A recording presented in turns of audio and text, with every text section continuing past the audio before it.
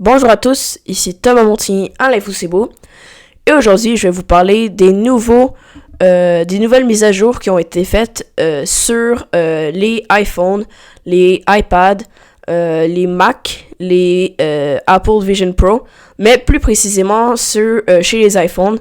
C'est la plus grande mise à jour de l'histoire de Apple, justement.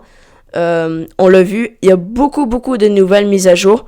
Et dans cet épisode-ci, je vais vous en faire part, un peu pour vous informer sur le sujet.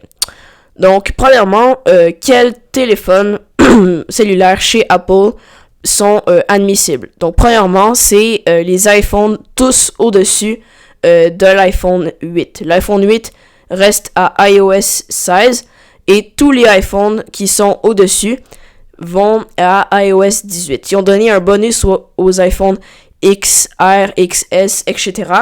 Je sais pas pourquoi, mais c'était un petit cadeau qu'ils leur ont fait.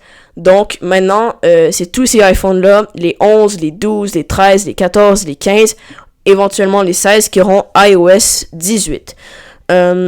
Pourquoi on dit que c'est une mise à jour qui est aussi importante? C'est qu'on peut positionner maintenant les applications où que l'on souhaite sur l'appareil. On peut même changer les couleurs, créer des thèmes aussi. Il y a aussi beaucoup de mises à jour concernant aussi les messages. On peut envoyer des messages pour plus tard.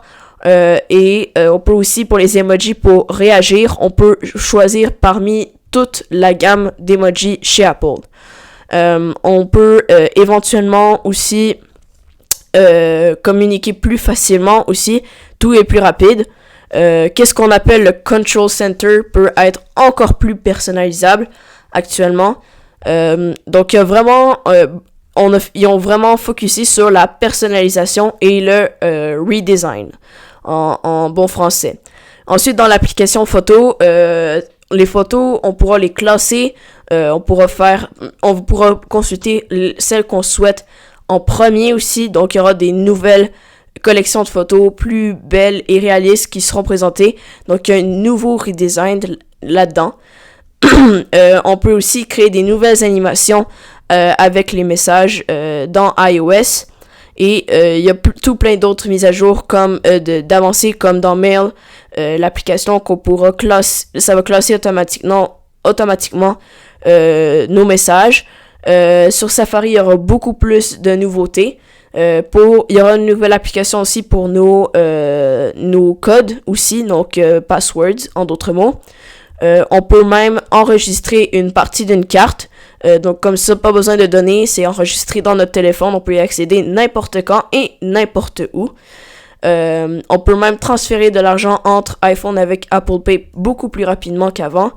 Et Siri devient encore meilleur. Donc premièrement, Siri va être plus avancé, mais la plus grande chose que Apple a créée, c'est le Apple Intelligence, soit le AI, différent de ce qu'on connaît de Artificial Intelligence, qui est aussi le AI. C'est un peu leur version des choses, et c'est ça. Donc ça, il faut tenir compte que ça sera uniquement accessible au iPhone 15 Pro et 15 Pro Max et au-dessus. Au-dessus, il n'y en a pas actuellement, mais ensuite, il y aura les 16, les 17. Donc, c'est des mises à jour qui font de l'œil et qui seront justement juste accessibles à ces téléphones-là.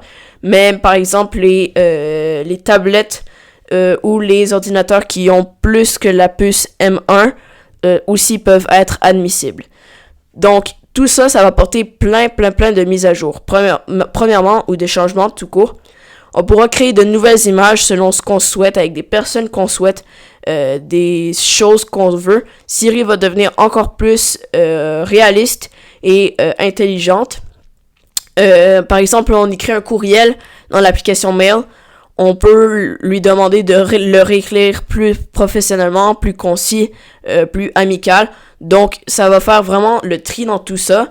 On pourra aussi lui demander éventuellement d'enlever les publicités sur Safari, de faire énormément de choses. Et éventuellement, dans l'année 2025, elle sera capable, Siri, de faire 2 actions. Comment ça fonctionne? C'est que pour l'instant, avec iOS 18, Siri, tu pourrais lui demander, est-ce que tu peux me montrer le podcast que mon ami m'a envoyé? Ça peut paraître assez gros comme chose à faire que Siri peut être capable maintenant de faire. Mais maintenant, ce qu'on peut faire, c'est en 2025, qu'est-ce qu'on pourra éventuellement faire? C'est dire, montre-moi, envoie le podcast que mon ami m'a envoyé à mon autre ami. C'est une double action qui sera vraiment disponible. Et si vous ne souhaitez pas lui parler, vous pourrez tout simplement lui écrire et il y aura beaucoup d'autres raccourcis avec ceci. Donc, c'est en gros une mise à jour assez importante et intéressante qui met Apple environ à la première place des autres, justement des autres plateformes comme Samsung, tous les iPhones Android, parce que elle va miser sur justement sur la sécurité des données et tout ça. C'est pour ça que Siri peut faire recours à ChatGPT, mais va vous demander avant de le faire, et c'est pour ça que Siri avec Apple Intelligence collabore avec ChatGPT, la version qui est habituellement payante, mais là, elle sera gratuite. Donc, c'est vraiment... on pourra aussi créer de nouveaux emojis. Donc, ça sera vraiment intéressant de tout constater ça. Techniquement, vous pouvez déjà l'installer avec un compte développeur sur Apple, mais ça se peut qu'il y ait des bugs.